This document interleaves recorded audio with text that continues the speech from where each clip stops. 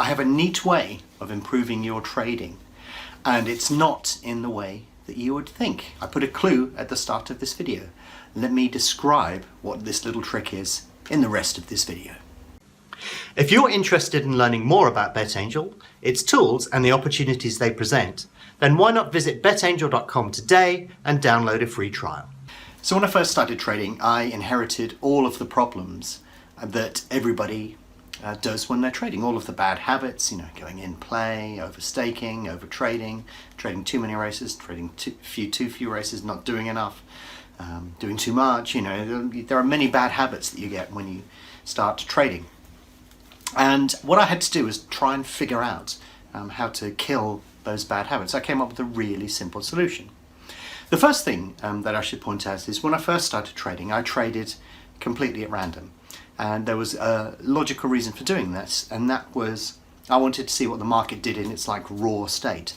And what you tend to find is that, you make a bit, you lose a lot. You make a bit, you lose a lot.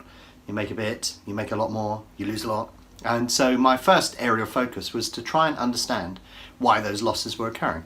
And then once you figure out the commonality, the cause behind each of those losses, then you can start to strike them out. You can wipe them away. And that lifts you towards profitability immediately, just by not making mistakes. Now the problem is you have a whole load of other mistakes that you make as well that get thrown into the mix. So how do you eliminate those? These are sort of systemic risks, things that aren't stats based, you can't see on a spreadsheet. They're just silly things that you do repeatedly all of the time, such as, for example, forgetting to check the countdown clock, going in play, joining a race, there's an Irish race that you didn't bother to check, and so on and so forth. So I had a whole range of these mistakes when I first started trading. So I found a really simple solution, and that was to write it on a Post-it note. So you write on your Post-it note, do not go in play, do not go in play. And then you take that Post-it note and then you will stick it on the screen in front of you. And the advantage that you get with doing that is it gives you a measure of how many mistakes you're making. And you can only remove the Post-it note from your monitor when you've completely eliminated that mistake. It's a really simple thing to do, but it's actually a really interesting one to do because you can get measurable progress in front of you, and it frustrates and annoys the hell out of you so much that eventually you stop making those mistakes. And of course, when you immediately look at your trading screen, you have this little colourful set of notes around the outside saying do not do this, do not do that, and it acts as a nice little reminder. And they don't need to be extensive notes, they just need to be little, short, maybe 3 or 4 words or 5 words, no in play or something. Slap that on the screen, and if you don't make that mistake for an entire session, then you can start to think about removing it. But if you keep making that mistake, then keep it up there. Maybe keep it up there for a little while until afterwards. And as you can see behind me, my screen is Post-it note free, although occasionally you do see them on the desk, but that's usually me just making additional notes.